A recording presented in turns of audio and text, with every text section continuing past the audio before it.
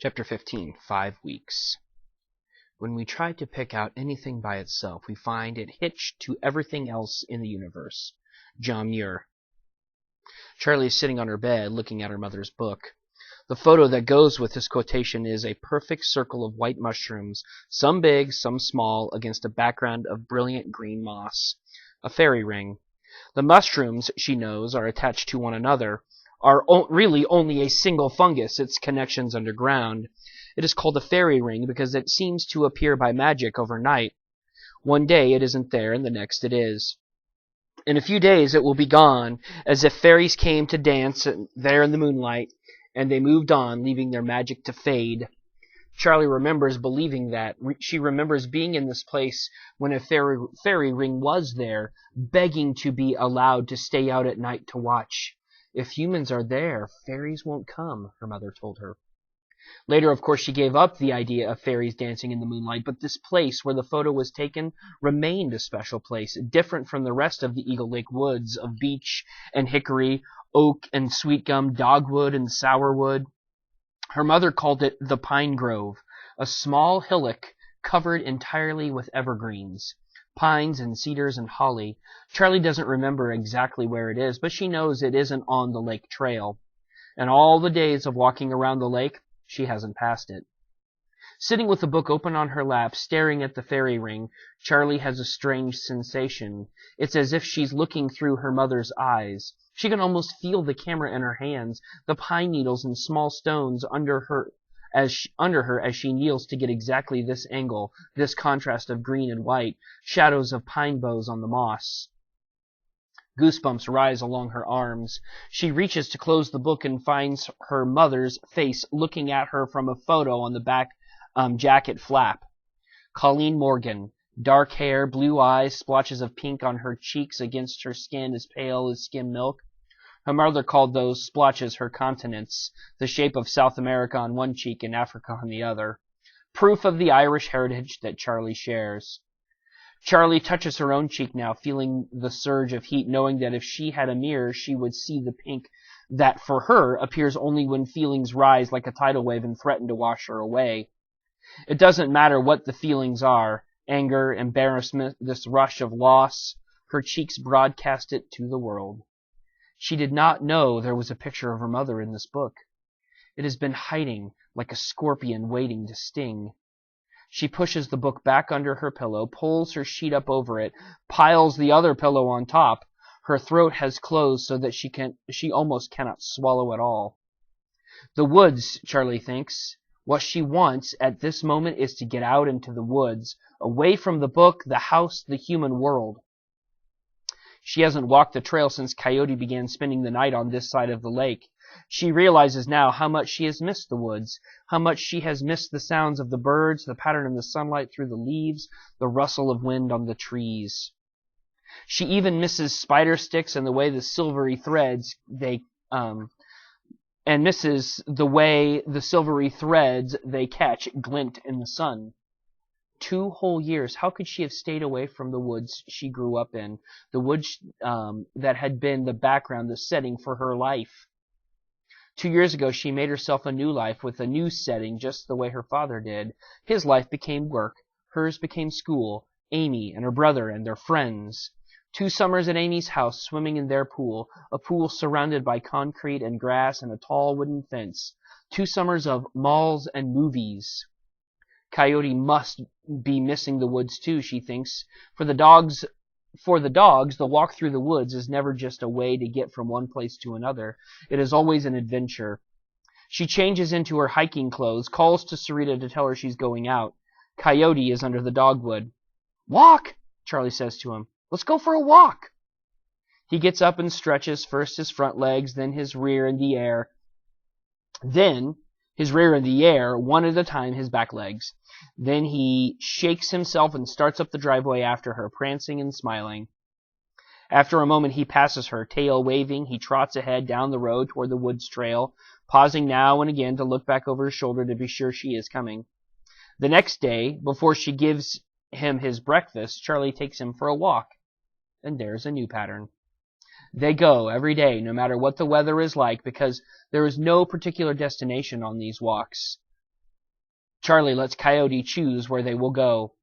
It is quickly clear that he knows the woods better than she does. He takes her on old logging roads, ATV trails, side branches of the sewer line access. Though he doesn't need to follow trails, he seems to understand that she does. Or maybe he, too, likes the way cleared of brambles and honeysuckle. After they walk for a while, he goes off cross-country on his own, but no matter how far she walks, whether she turns back on the same trail or off on another one, he always manages to find her again. If she doesn't see him for such a long time that she starts worrying about roads again and cars, she whistles for him. Sometimes he actually comes. Once in a while, Sadie comes to the whistle instead and finishes the walk with her. With or without Sadie, by the time Charlie gets home again, Coyote is always with her. Once, when she thinks he is behind her, she waits and waits by the chain across the end of the road for him to catch up. When she finally gives up and goes home, she finds Coyote sitting at the head of the driveway waiting for her. "What took you so long?" is his expression says. "And where's my breakfast?" With no special place to go, Charlie isn't in a hurry. She walks slowly and finds herself noticing things she hasn't noticed before. Once she spends 15 minutes trying to follow a line of ants carrying things, looking like bearers on a safari. Moving their colony, she thinks. It's easy enough to discover where they are coming from, a hole beneath a tree, but try as she might, she never finds where they are going. The line just seems to peter out in the leaf litter. She sees a woodpecker disappear into a hole in a dead tree and wonders if it's feeding young ones. Hearing a hawk scream overhead one day, she looks up and sees an enormous chunk of broken tree hanging above her, one end caught among the branches of another tree. The other moving slightly in the wind. She scuttles out from under it and then realizes it's very old, is rotting slowly away in the air. It has probably been hanging that way since Hurricane Hugo. There's so much death in these woods, she thinks, noticing how many blowdowns she can see standing from where she is. And so much life, a voice sounds in her head. Yes, she answers, listening to a woodpecker's laughing call. Coyote likes to go up the sewer line access toward where Dixie Trace, the new housing development, is going in. Even though ATVs have beaten a path, blackberry brambles grow thickly on both sides, up the hill from where the lake trail angles off. They are half choked with honeysuckle vines, but there are plenty of berries and plenty of thorns. The thorns are so wicked that Charlie can't pick berries without getting scratched and bloody, but the berries are worth it, shiny and fat and sweet. Along this trail, wide enough to be sunny most of the day, there are huge circular spider webs with gigantic green and yellow and black spiders sitting in the middle. Their legs spread out to feel the vibrations of the strands. On a foggy morning, Charlie finds a web lined with drops of water like pearls and wishes she had a camera, wishes she knew how to do what her mother did.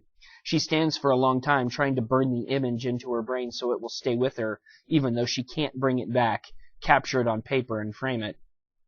On day 38 of the taming, with Coyote as her guide, she finds the way from the sewer access line across the creek behind the new housing development and up the power lines all the way around the lake to the dumpster on the road that leads in through the gates, where she saw him as a wild thing that very first time before the accident. The power company keeps the trees cut beneath the lines, so the way is mostly tall grass and wildflowers, blackberry brambles and pine saplings, like an overgrown Christmas tree farm, Charlie thinks. The ATVs have been here, too, leaving deep red clay ruts through the weeds. That day, Charlie doesn't get home till nearly noon, and Sarita meets her at the door, furious. "You let me know before you leave if you're planning to walk to China and back." Charlie, hungry, soaked with sweat, and limping more than usual, holds out a plastic grocery bag heavy with blackberries. The berries cool Sarita's temper, but Charlie can't decide what made her so mad, whether she was worried about Charlie or only about what Paul Morgan would say if something happened to his daughter when she was being paid to watch her. Later, when they are eating blackberry muffins Sarita has made, she tells Charlie she was so worried that she gave up working on her puzzle. "I was picturing you at the bottom of a cliff someplace, smashed to pieces, or drowned." "Oh, don't worry about me drowning," Charlie says. "I don't go in the lake." Sarita slathers butter on a muffin. I've been meaning to mention what a waste that is, girl. Here you are living on a lake with 3 swim docks and the cleanest water in the county. Swimming's good exercise. Well, I don't see you swimming Eagle Lake every day, Charlie says. Oh, and you won't either. All those snakes and snapping turtles. Charlie nods. After 2 years of Amy's pool, the clear blue water with nothing in it you can't see, it gives her the creeps, too, to think what would be swimming with her in the lake. But that wasn't always true. Charlie learned to swim in Eagle Lake. She knows perfectly well that the turtles and the shy brown water snakes that sometimes zigzag across the surface want no more to do with the swimmer than the swimmer wants to do with them. She and her mother and her father used to swim, all 3 of them together, every evening when her father got home from work. He didn't used to go back to the office after dinner, which in good weather they mostly ate outside on the terrace. The dock box is still full of swim noodles and fins and goggles and inflatable toys. She and her father don't use them anymore. Maybe, Charlie thinks, maybe someday.